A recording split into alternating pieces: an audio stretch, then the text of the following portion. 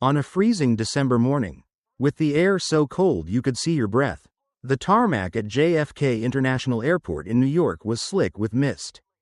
Jack Reynolds, a seasoned DHS security officer, adjusted the collar of his heavy coat as he stepped out of the control room.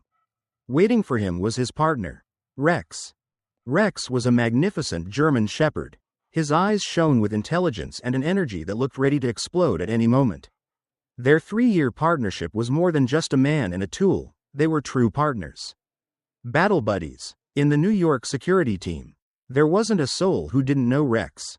This was the dog that had discovered narcotics hidden inside hollowed-out sculptures 3 times, found drugs concealed in baby formula cans, and stopped a child trafficking ring at the Canadian border.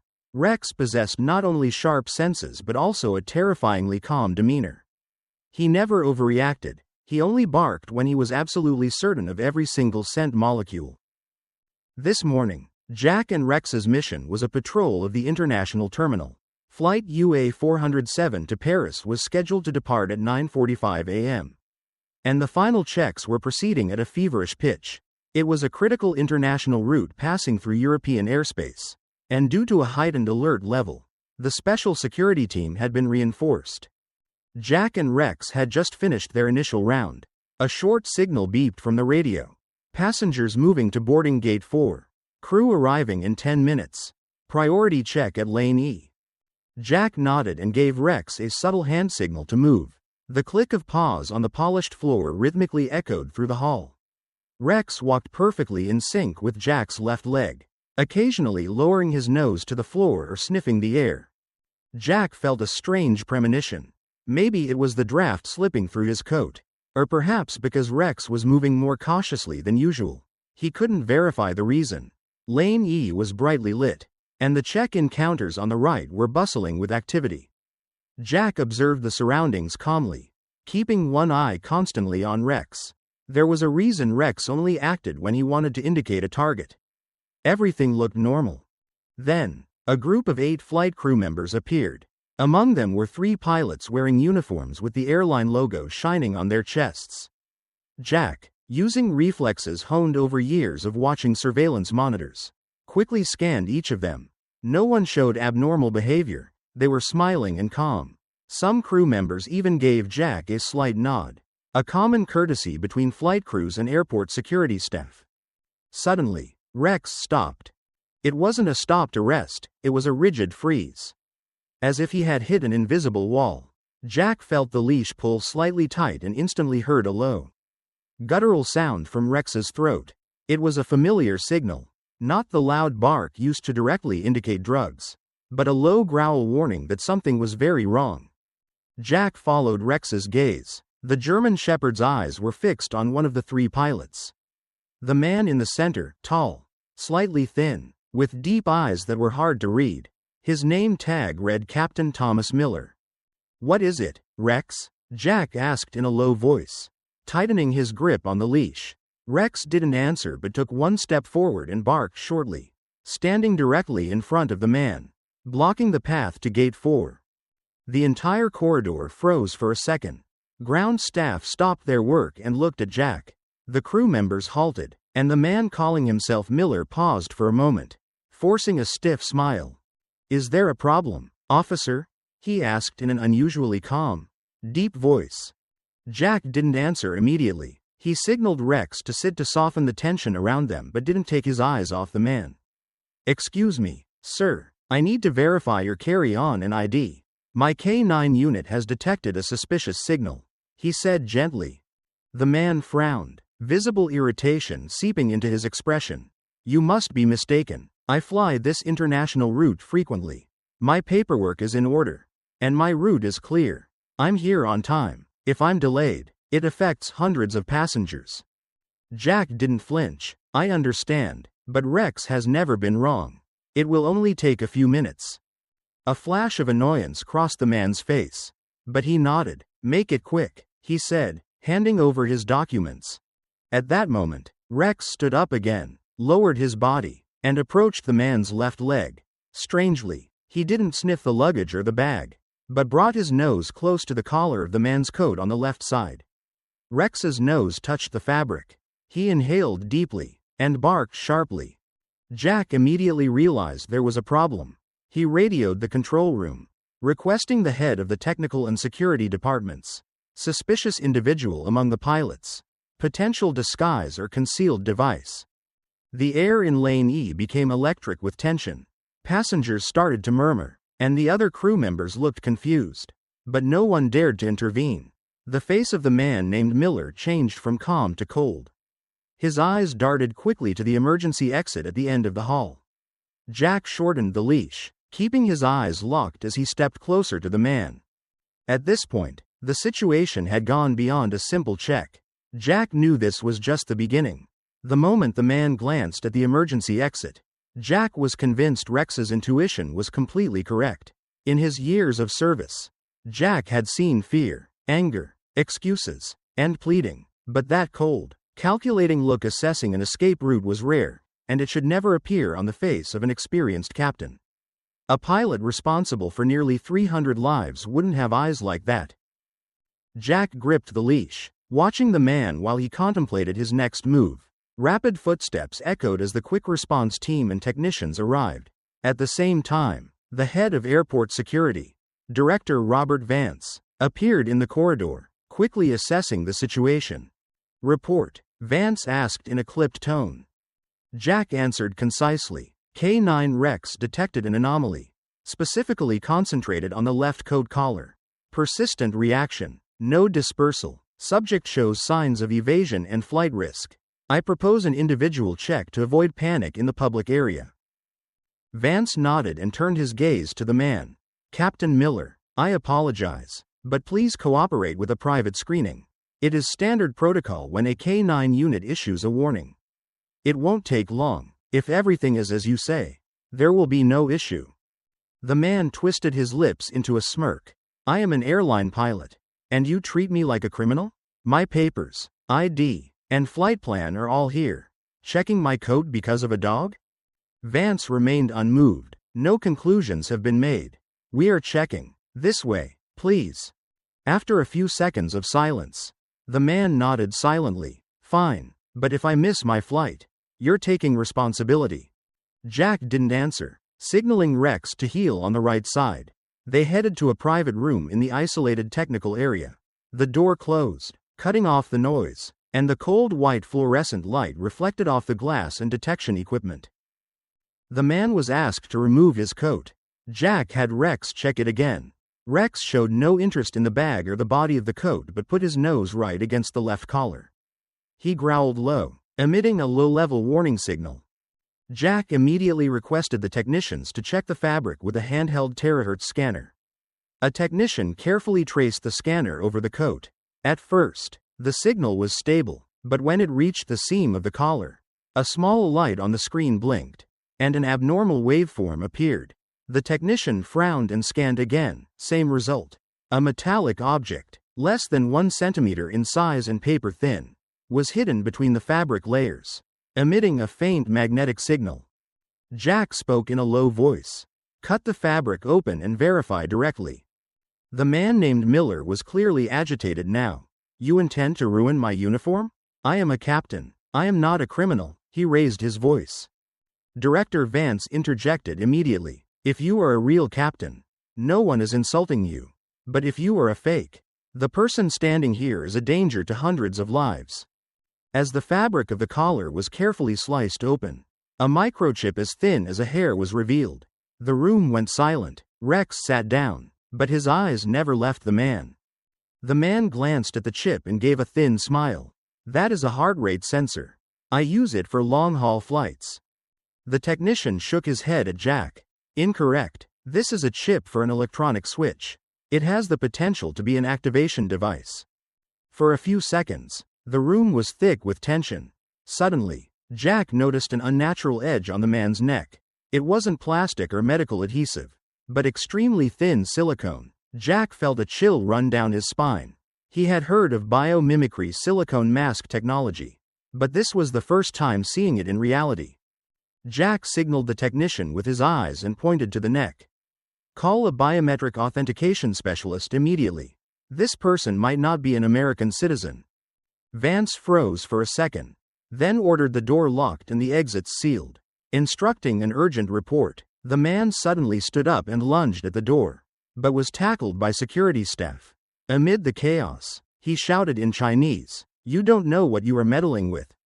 Once the man was completely subdued and verified through biometrics, the result revealed that the silicone mask was mimicking the face of the real Captain Thomas Miller, who had gone missing 3 months ago.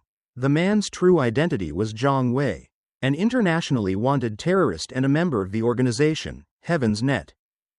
Jack sat in a chair and lightly stroked Rex's back.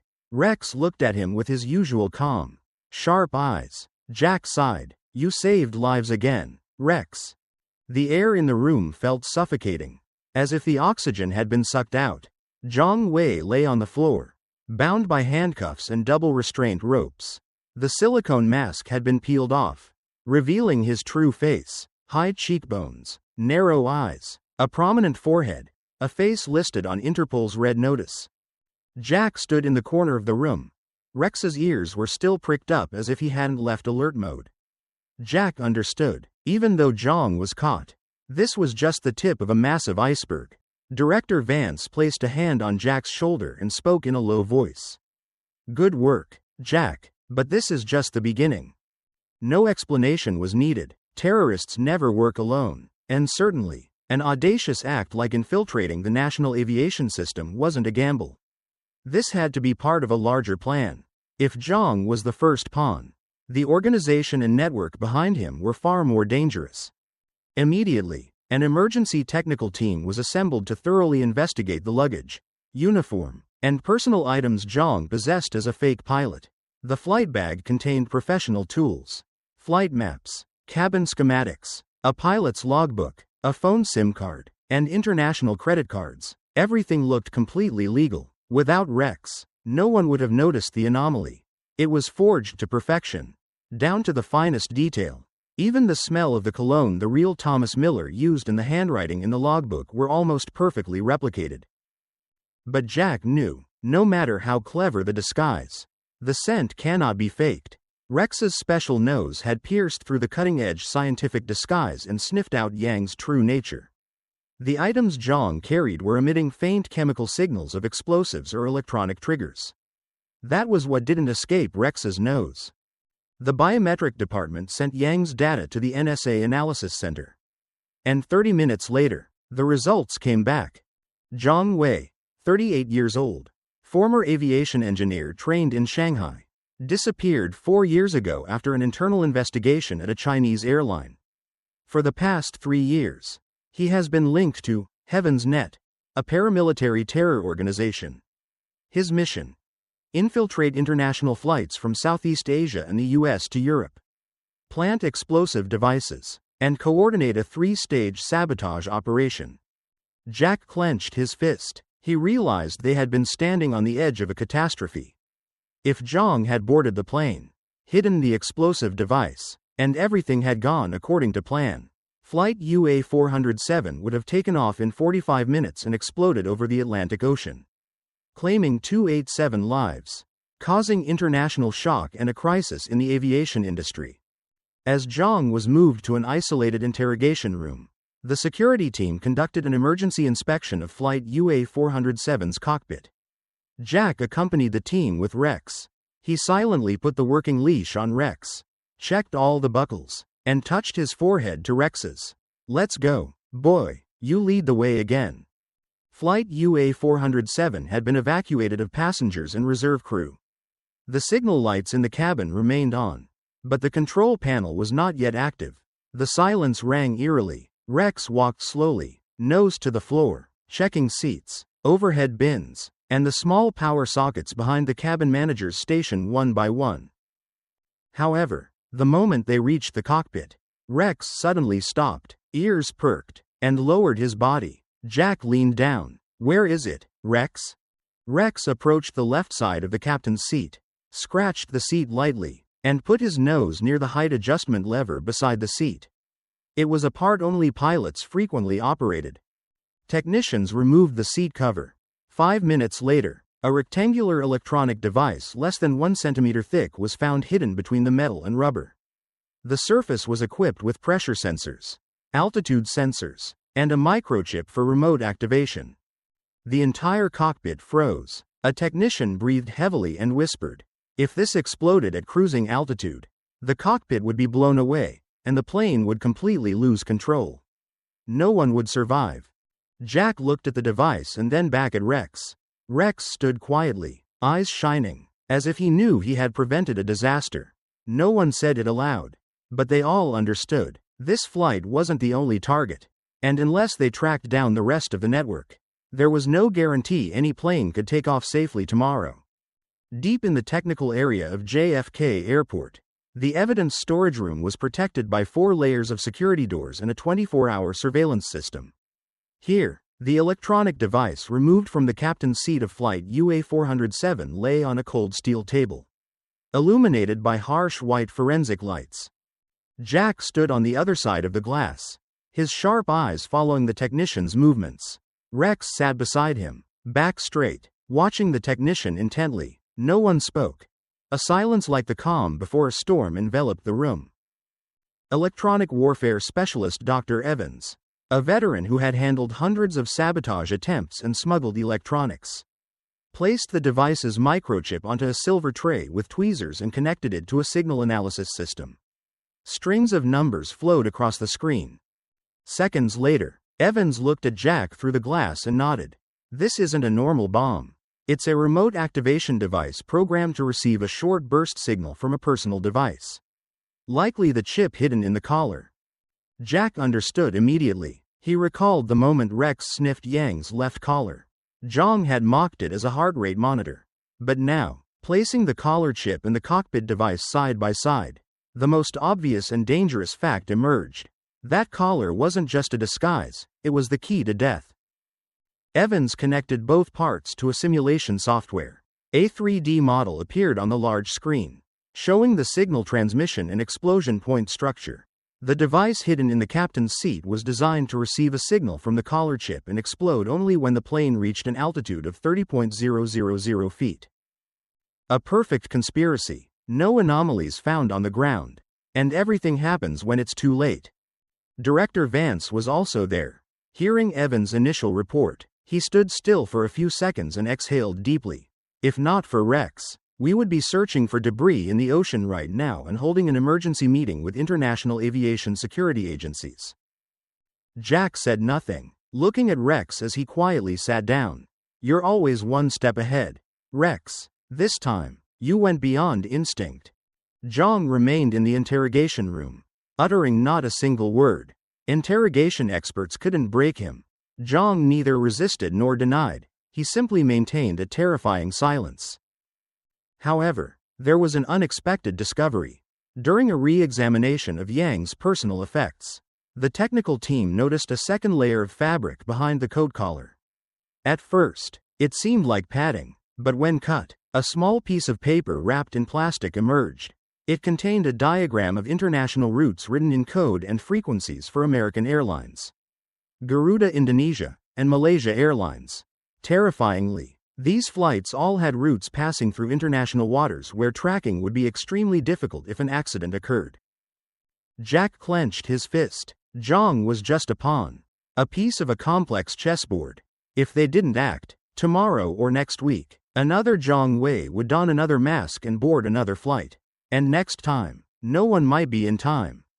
Director Vance immediately convened an emergency meeting with representatives from the FBI, DHS, and the FAA.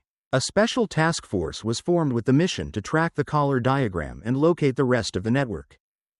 The first challenge was to make Zhang talk about the rest of the plan. Jack proposed a bold idea using Rex's reaction. Confront Zhang with Rex and use it as a psychological test. Initially, experts objected, saying it violated protocols. But Vance nodded. "He isn't a normal human. And that dog is our miracle."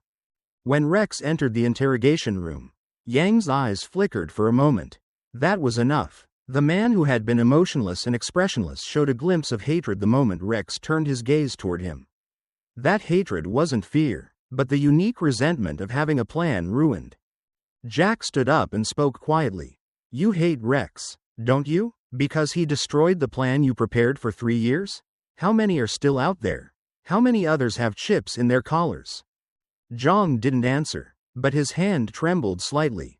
That was a bigger answer for Jack than any confession. That night, a temporary situation room was set up in the security area of JFK.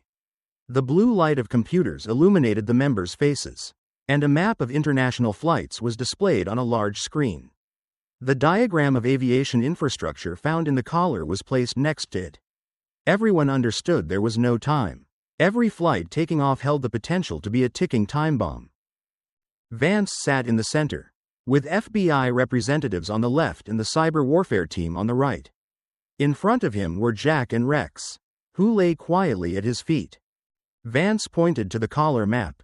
3 possibilities. 1. Zhang was executing a solo mission on a single target. 2. He is part of a coordinated multi-prong attack moving in at least 3 major airports. 3. The worst-case scenario. This network is not just attacking but gathering data to assess the vulnerability of the entire global aviation industry. No one disputed the last hypothesis. The perfection of Yang's disguise was the answer itself. He didn't just deceive supervisors, he possessed internal codes, high-level authentication, and a schedule matching the real Captain Miller perfectly. This indicated the existence of internal collaborators, or even logistical support providing inside information on the aviation industry. Chip data analysis revealed a shocking fact. The collar chip was sending signals pinpointed to a strange IP address located within the technical area of Newark Liberty International Airport in New Jersey. Jack stood up, a chill running down his back. You mean there's another base in Newark? The cybersecurity technician nodded and pointed to the screen. The IP uses the airport's internal network. The most abnormal thing is that the latest signal was sent 3 hours ago. The conference room erupted with the sound of phones, orders, and communications. A special task force was immediately formed, consisting of aviation security, FBI SWAT, and electronic warfare specialists. Vance said to Jack, "You and Rex are going too. If we are to find the source of this signal, you are the only ones who can spot the anomaly." Jack nodded without a single question. The team left JFK at 3:35 a.m. in a convoy, heading across the city to New Jersey. Rex sat beside Jack, eyes wide open, showing no sign of sleepiness. Jack placed his hand on Rex's head and whispered, "This might be bigger than Zhang, buddy." Arriving at Newark, the team bypassed the main gate and went straight to the technical maintenance area adjacent to the south runway. It looked like any other industrial space, concrete walls, silver metal, faded room number signs. However, as they approached room C-17, where the IP signal was traced, Rex suddenly stopped and lowered his body. Jack tightened the leash and signaled the breach team to prepare. 3, 2, 1. The door was breached, and flashlight beams cut through the room. It was disguised perfectly as a tech workspace. But one glance revealed it wasn't normal. A laptop was open on the table, displaying flight MAC addresses and encrypted communication data. On the wall, a whiteboard was covered in notes written in Chinese. Hello Phase 2 BKK. KUL. Sin. East. At the back of the room, behind a steel cabinet, Rex suddenly growled loudly and scratched at the cabinet door. When the SWAT team pried the lock open, they found 12 explosive devices identical to the one found on flight UA407, along with collars for pilots of American Airlines, Garuda, and others. The box contained numbered microchips. 5 were marked as active, used. Jack gasped. That means 5 people are already out there, possibly on planes? The technician quickly checked the laptop. The 5 chips were only test activated, not transmitted yet. They might be waiting for a 4 a.m. departure time. The team sprang into action. Immediate lockdown orders were issued to the respective international airports in the region. Tracking of fake pilots and flight checks matching the collar diagram began. It was no longer a suspicion. This was a total assault targeting the entire international aviation system. Jack looked at Rex. In the cold room, with light reflecting off the devices of death, Rex sat quietly. If not for your nose, all of these would be in the sky right now. Jack whispered. in the command center temporarily set up at Newark. The clock read 5:12 a.m. Communications with Thailand, Malaysia, Indonesia, and Singapore flew back and forth like a storm. The highest level of emergency alert since MH370 was activated. But this time, it wasn't a search for a crashed plane, but a hunt for living bombs hiding in the guise of fake pilots. Jack stared at the large screen, focusing on data for international flights scheduled to take off within the next 3 hours. Below the flights was crew information. Technical and cyber teams cross-referenced crew names with biometric data, security images, and internal airline IDs. And finally, the feared result appeared. Don Muang Airport, Thailand. A case was found with an 80% match but failed iris scanning. Reported name: Ruin, Flight TG473 to Sydney. The room fell into a silence broken only by the hum of server cooling fans. Jack looked at the clock. Less than 2 hours. Emergency notice to Thai security team.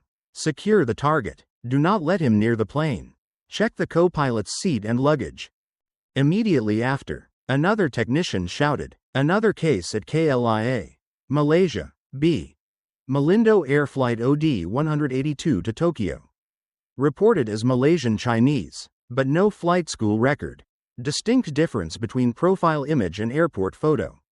Director Vance stood up. Confirm both targets. Initiate Group 3 lockdown. From the air to the ground. Don't let anyone escape. Jack gripped Rex's handle. Rex still had sharp eyes. As if he knew this was a race against death. Business as usual, right Rex? We won once. But this time it's not just one person.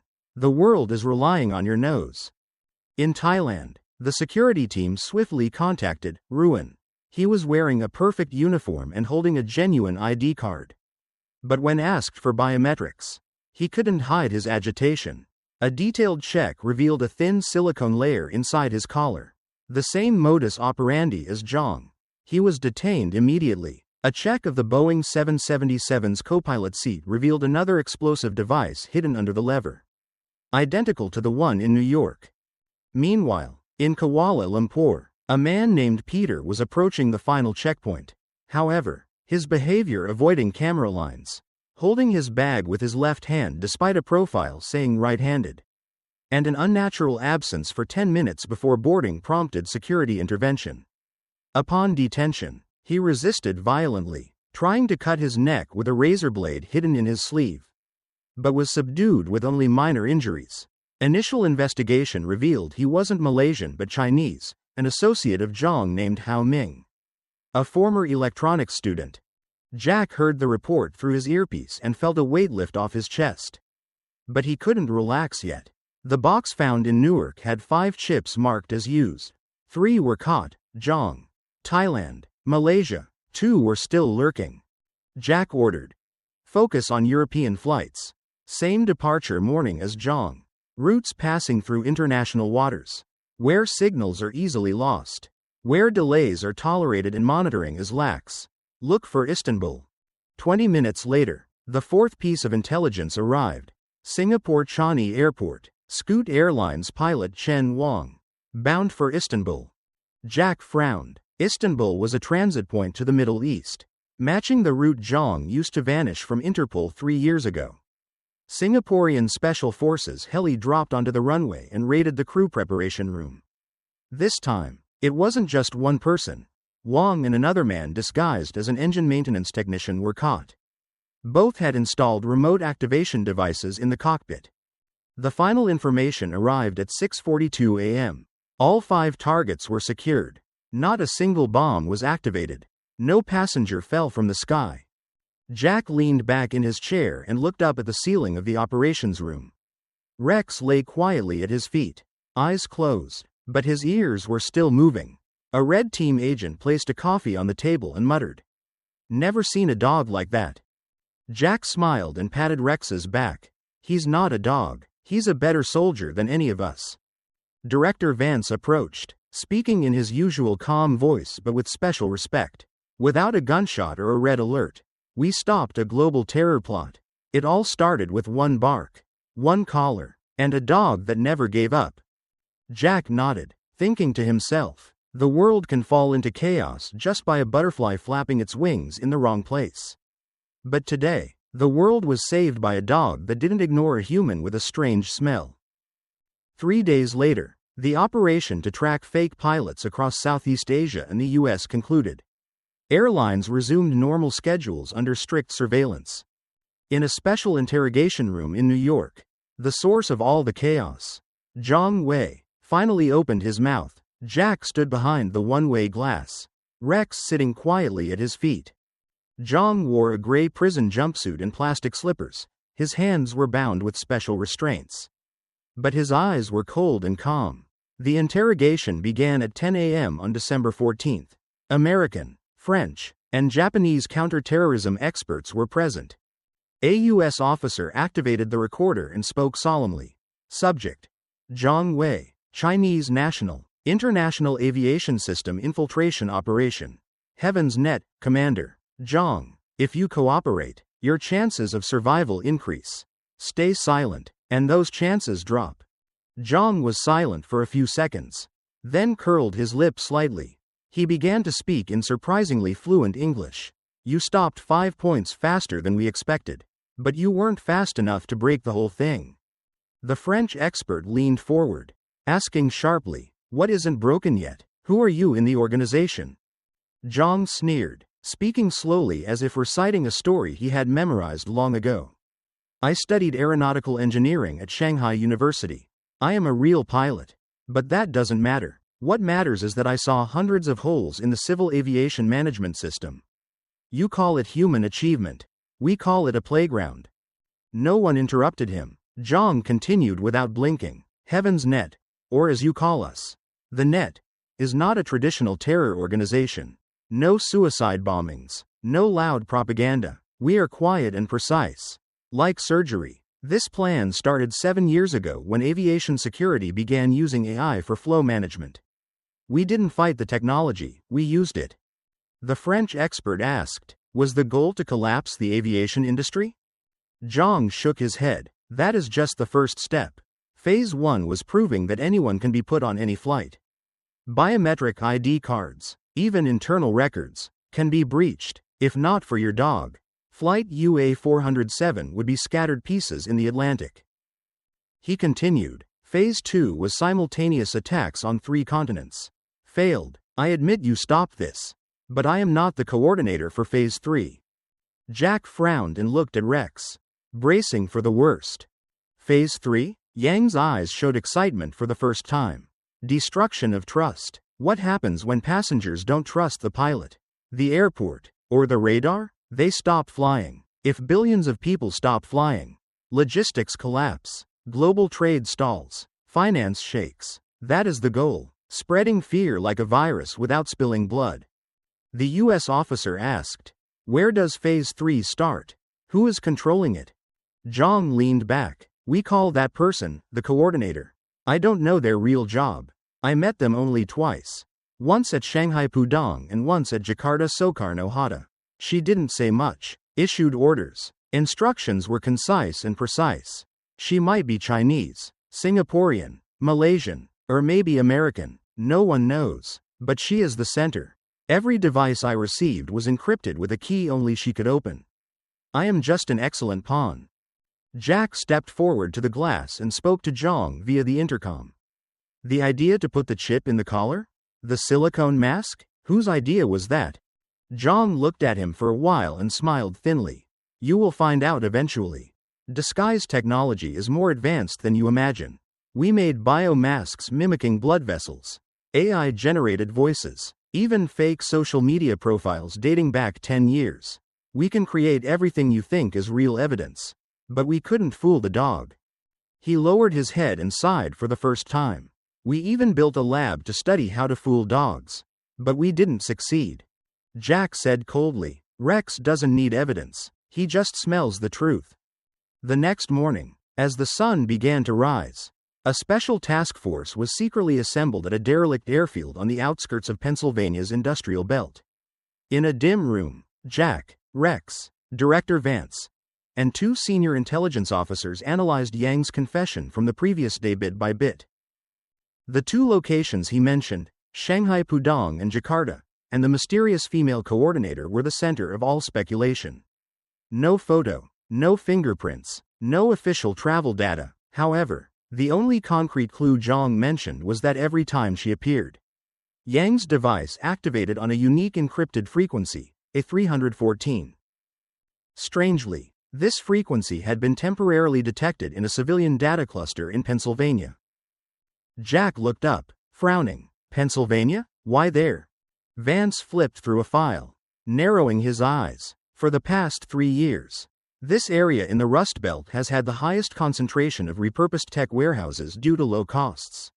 Specifically, a tech warehouse abandoned for 10 years, Unit B6, was reallocated to a defense maintenance unit but hasn't been used. The team fell silent for a few seconds. An intelligence officer knocked lightly on the glass door and spoke in a low voice. Thermal imaging analysis complete. Abnormal power consumption confirmed in the abandoned warehouse in Pennsylvania over the last 60 days. Especially between 1 a.m. and 4 a.m. 3 days ago, when Yang's arrest began, the power stopped completely. Jack looked at Rex. Rex was already standing, ears up, staring at the screen, as if he was ready for one last trip. Later, a 12-man special task force, including Jack and Rex, was airlifted to the outskirts of the Pennsylvania Industrial Zone, landing in a pine forest near the runway. They approached the abandoned aviation material warehouse, Unit B6, in light armored vehicles. All electronics were off, no radio, no GPS. Communication was by hand signals and encryption only. 10 meters from the warehouse door, Rex suddenly stopped. Jack stopped too, kneeling. Rex lowered his body, pointing his nose at a vent on the left wall. A metal grill covered the vent. A distinct smell. Jack signaled the breach team leader. Someone is inside. The team approached from 3 directions, 2 side doors and a hidden door to the basement. The order came through the dedicated radio. 3, 2, 1. The doors were breached. Light smoke drifted from the old ventilation system, carrying the smell of burnt plastic and oil. But the sight inside froze everyone. It was a complete command center. 6 main computers, 3 large screens displaying international flight networks and regional airport security analysis. In the center, a round table held a 3D plastic model of JFK Airport. No one was there, but Rex didn't stop. He dragged Jack toward a sliding door behind a board covered in hacking schedules. Jack held his breath, hand on his holster, signaling the backup team. He pushed the door open. A woman with short hair and glasses was sitting there. Her face was calm, steam rising from a coffee cup. Her clothes bore a name tag, Technician Elena Foster. She wasn't surprised, nor did she show signs of fleeing. She slowly put down the cup, stood up, and looked straight at Jack. "You finally came." No one spoke. Rex stepped forward and lowered his body but didn't pounce. Jack swallowed. "You are the coordinator." The woman smiled. "I used to be, but now, I just stayed to watch you destroy what I realized over 7 years." Jack took a step closer. "American?" She answered. "I've lived here long enough to call myself one. But I knew if anyone could destroy our system, it would only be a dog." The room's data was immediately backed up, and hard drives were sealed. Searching every corner, they found 24 unfinished explosive devices identical to Yang's and maps showing 13 international airports in Africa and South America. Jack thought, if this plan hadn't been stopped, it would have spread worldwide. As the coordinator was handcuffed and led away by the FBI, she stopped in front of Rex and bowed her head slightly. "You are excellent, more terrifying than any radar," she whispered. The iron door of the interrogation room closed. Sitting there was Elena Foster, the woman who once manipulated a cross-continental high-tech terror network. No handcuffs, no screaming, no wailing. Her eyes were calm, as if she wasn't the one being interrogated, but the one interrogating everything else. In her hand was an old notebook. The cover was worn, with no text. She opened it quietly and showed the first page. There was a black and white photo. A young man standing in front of a small plane, wearing a pilot's uniform, eyes shining with pride. "Who is this?" A Canadian strategic analysis expert asked lightly, hiding his tension. My husband, she replied instantly. No need to guess. He was a training pilot in Africa. He was so talented I thought he was immortal. Jack remained silent. The story was heading in a direction deeper than politics or terror technology. Pain, or perhaps true motive. He died in a crash on a domestic flight from Nairobi to Kampala. No survivors. I went to the crash site, saw the charred metal and the black box, heard the investigation report. They said the cause was a back-end system error and human error. But I knew, he wasn't a man to make such mistakes. There was a wave of emotion in her voice, suppressed for many years. From that time, I began to doubt, why do such errors happen? Why does the aviation industry, which prides itself on safety and precision, allow such accidents without anyone taking responsibility? I am an aviation engineer. I went inside the system and saw the holes. And I saw something more terrifying. Systematic concealment. They chose reputation protection over improvement, pushing responsibility onto the dead. Director Vance spoke in a low voice. So you chose revenge by killing innocent people? She answered calmly, no, I wanted to deliver a shock the world couldn't ignore. I didn't kill people out of hatred. I wanted them to face the reality that aviation is not an invincible field. That it collapses with a tiny chip hidden in a collar or a small contact error at high altitude. I wanted them to feel fear. The Canadian expert asked, how was Heaven's Net born? She leaned back, fixing her eyes on the glass. I didn't create it. It existed in various names and forms. I just connected the dots. An engineer expelled from a lab for opposing automation.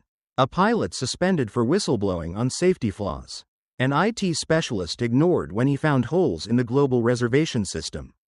I found them. They aren't extremists. They are people who believed in this industry and were betrayed. Jack clenched his fist. No one is born a terrorist. But when trust rots, an unstoppable slide begins. Why this method? Jack asked. Why innocent passengers with bombs and silicone masks? She laughed lightly. Because your procedures can't stop it. Even if you scan luggage, cards, and records, no one suspects a pilot who uses the correct words and appears emotionless. Except for a dog. A dog believes only the scent of truth, not data. The room went silent. She continued. We called Phase 3 biological feedback. Based on social reaction, not systems. Explosions can be prevented, but fear cannot. If passengers just think, is this pilot real? We win. Even if the aviation industry pours billions into new biometrics just for peace of mind. We win. I wanted to collapse the system with its own fear without killing people. Jack asked nothing more and stood up. It was enough. Outside, the sky was blue, and planes were taking off, carrying hope and anxiety. But today, not a high-ranking officer nor the latest technology, but just a dog saved the world. Jack looked down at Rex and narrowed his eyes. You didn't catch her scent, but you sniffed out the truth. 3 weeks after the secret base discovery in Pennsylvania, JFK Airport had changed significantly. Multi-layer biometric authentication was added to security gates, and crew members no longer passed through unchecked. Terahertz scanners were installed at cockpit access points, and K9 special inspection teams worked 24-hour shifts. In the conference room on the 5th floor of the Aviation Security Training Center, Rex sat on a red carpet, head held high. A silver plate shone on his black leather collar, engraved, for distinguished service in preventing a global aviation disaster. Jack stood wearing his dress uniform, eyes proud and gentle. For him, this award was a fitting conclusion for Rex, not himself. The director of aviation security spoke simply from the podium. Today, we do not honor a dog. We honor a principle this industry nearly forgot. To trust intuition when reason and data go astray. He recounted the summary of the case. From Yang's collar chip to the coordinator. Not for dramatic effect, but to emphasize how dangerous the lives of hundreds on flight UA407 would have been without that unusual bark. When the speech ended, the venue gave a standing ovation. Jack whispered, "Go ahead." Rex slowly walked up to the podium. Without hesitation or fear, he just stood there, receiving the applause and emotional gazes. No one would forget the figure of the dog that didn't let a pilot with a strange smell pass. And from that day, the world changed. After the ceremony, in the VIP reception room, Jack met with an international panel of experts. A German female officer from Frankfurt Airport security officially invited Rex. I want to bring him to Europe for 2 weeks. Not for a show, but for training. Our dogs will learn from Rex. Jack smiled and nodded but didn't answer immediately. Looking at Rex, the dog was exhausted from the long ceremony and dozing off. Rex didn't care about becoming an international model or appearing in standard training manuals. The only thing that mattered was whether he could patrol with Jack tomorrow. Outside, unseasonal snow began to fall. Jack leaned against the glass window, hot coffee in hand, watching the runway. Thousands were starting their journeys carrying luggage, anxiety, and hope. But now, sensing dogs or sensors learning from Rex were quietly watching near cabin floors and cockpits. International media reported that the US had foiled the biggest aviation terror plot in a decade. And Rex became a new symbol against terror. Some articles were titled "The Nose That Beat AI." But what moved Jack the most was a letter from the real Thomas Miller's mother. I thought I had lost my son forever. But thanks to you, and especially that little dog, my son still has a chance to hug his mother. Please tell Rex, he can't speak human words. But he spoke for the feelings of hundreds of mothers around the world. Jack tucked the letter into his small notebook, the patrol notebook he always carried. Since Yang's arrest, he had recorded Rex's actions, reactions, and long sniffing sessions, not for reports, but to understand. Every time he thought he fully understood Rex, the dog surprised him. That evening, at twilight, Jack took Rex for a lap around the airport grounds. Not a patrol, just a walk. Rex trotted beside him, tail wagging lightly, sniffing the cold wind. Jack sat on some stairs, streetlights falling on his shoulders, and patted Rex's back. You are my eyes, my ears, and my second heart, he whispered. Rex didn't answer, just rested his head on Jack's knee. That was a conversation between true comrades. Mission accomplished. 1 month after the ceremony, winter in New York entered its coldest period. The trees were bare, and biting wind pierced through thick coats. But this morning, the sky was surprisingly clear, and sunlight poured onto runway 2. Jack and Rex finished their morning patrol.